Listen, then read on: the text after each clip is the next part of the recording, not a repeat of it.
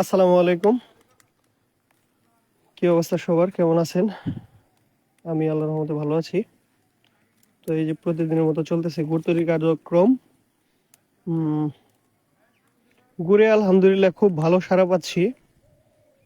আর এখন মোটামুটি গুড়ের চাহিদা একদম তুঙ্গে। কয়েকদিন আগে থেকে অর্ডার দিয়ে রেখে তারপরে গুড় নিতে হচ্ছে, এই হইলো অবস্থা।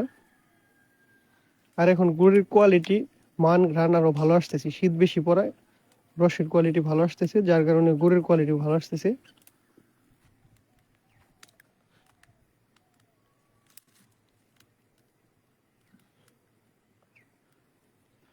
তো এখন আমরা এটা তো চুবাইলে ই হবো, ফাইটা যাবো। স্টিলেরটা নিয়ে আসো। প্লাস্টিক অথবা স্টিল, এটা নিয়ে আসো। প্লাস্টিকের গুলো আছে দেখো। তুমি যাও না কে, তুমি আমার নাম কও না, যাই না। এ তো বাচ্চা, ওই যে প্লাস্টিকের একটা গ্লাস দিয়ে দে তো।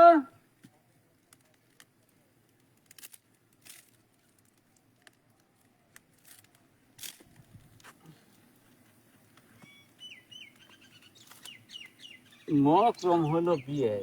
আপনার বিয়ে লাগে? আমার ছাওয়ালের চাচা শ্বশুর। ও আচ্ছা আচ্ছা আচ্ছা। আপনি তাহলে বেড়াইতেছেন? হ্যাঁ, আমি আসছি এই কাজেই যাচ্ছি। এই যে খড়ি গুছান লেগেছে, আমি গাছ লাগাইতে পারি না, আমি গাছে চড়তে পারি না। ও আচ্ছা, যাক, আমি খড়ি সমস্যা নেই। গুছানোর জন্য মানে এই রস ফুটতেছে, আর আনুমানিক 1 ঘন্টা পরিমাণ জাল দিতে হবে, তারপরে রসটা একটা পর্যায়ে চলে আসবো। তো এখন এই যে রসের চা খাবো আমরা। গরম এই তোলা হচ্ছে, আর একটু কম করে তুলো, কম করে তুলো যাতে ই হয়।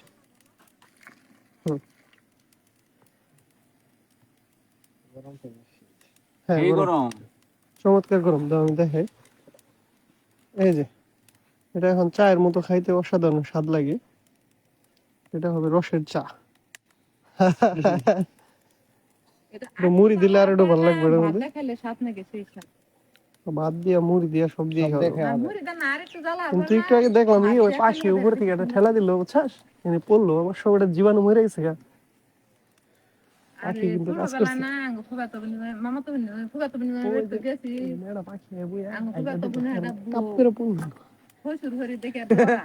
কিন্তু ওটা জীবাণু মরে গেছে গা, সমস্যা নেই, খাওয়া দাওয়া। এখন কিন্তু পড়ছে, হেডেই না আনসার, উপায় নেই, এটা কোনো বিষয় না। বিশ্বাস যাস না। হ্যাঁ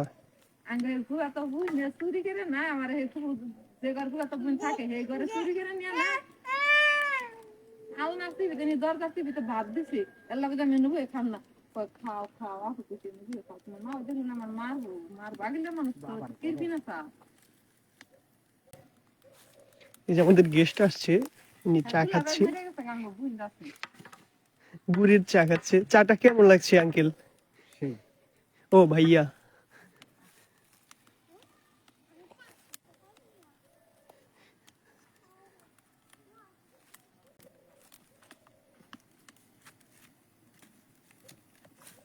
পাখি টপ করে ফালাইছে। ও মেহেদি শুনে ফালাইছে যে পাখি টপ করে ফেলাইছে।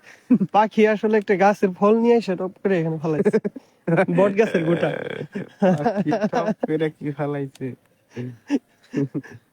চোখ কানে তো খোলা রাখা তো বিপদ। আনন্দ ফালাইছে। এই যে এখানে পাখি বসে ছিল, তো তো একটা বট গাছের গোটা এনে ফালাইছে। গোটাটা অবশ্য ই ছিল, হজম করা ছিল। ওটা সমস্যা নাই, ওটাই কোনো বিষয় না। বই লাগে। আগুন মানেই, আগুন মানেই সকল কিছু নিরাময়।